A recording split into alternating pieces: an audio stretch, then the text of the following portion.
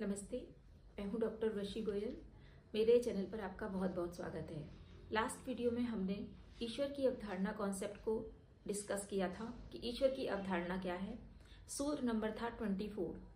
इस वीडियो में हम सूत्र नंबर 25 डिस्कस करेंगे, ईश्वर की अवधारणा से ही संबंधित।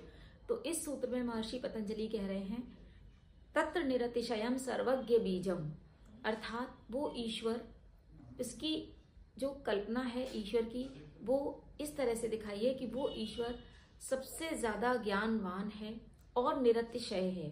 सारा ज्ञान उसी से आया है, सारे ज्ञान का भंडार वह ईश्वरी है, वह सर्वज्ञ है, उसका ज्ञान निरतिशय है। इसका अर्थ यह है कि जो भी ज्ञान है दुनिया में वो सब ईश्वर से ही आया है, सारा ज्ञान ईश्वर का ही है।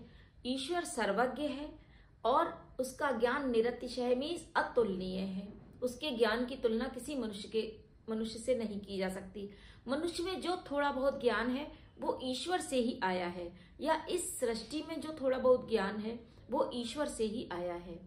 जो वेद पुराण अथवा जो महाग्रंथ हैं, उपनिषद हैं, उनमें जो ज्ञान है वो ईश्वरीय ज्ञान है, भले ही वे आया पुरुषों के माध्यम से है।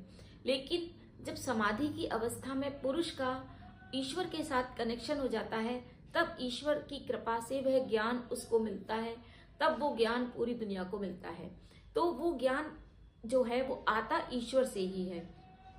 जो भी थोड़ा बहुत ज्ञान इस दुनिया में है वो सब ईश्वर का ही है।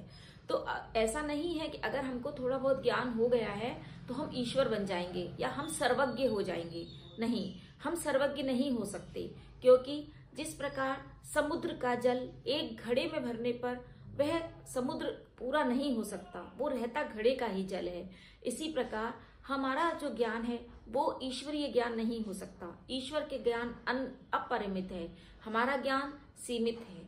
तो ईश्वर का ज्ञान अपरिमित है, अतुलनीय है और ईश्वर सर्वज्ञ है। तो ईश्वर की ये भी एक अवधारणा है, या ईश्वर का यह भी एक गुण है।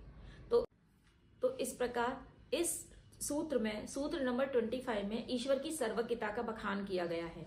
तो अगर हम देखें तो हमने ईश्वर के 3 गुण पढ़ लिए हैं। एक तो ईश्वर प्राणिधानाद्वा, मतलब हम ईश्वर की प्राणिधान हो जाएं, ईश्वर के प्रति समर्पित हो जाएं। दूसरे में हमने पढ़ा कि ईश्वर 5 विकारों से मुक्त है और मनुष्य उन 5 विकारों से ग्रस्त है। तीसरे में हमने पढ़ा कि ईश्वर सर्वज्ञ है। तो अब हम नेक्स्ट सूत्र में या चौथे सूत्र में जो भी चीज डिस्कस करेंगे उसको साथ साथ रिवाइज भी कर लेंगे। तो अगर आपको वीडियो पसंद आया हो तो आप वीडियो लाइक कर दीजिएगा, कमेंट करिएगा, कुछ पूछना हो तो पूछिएगा और वीडियो को शेयर भी कर दीजिएगा।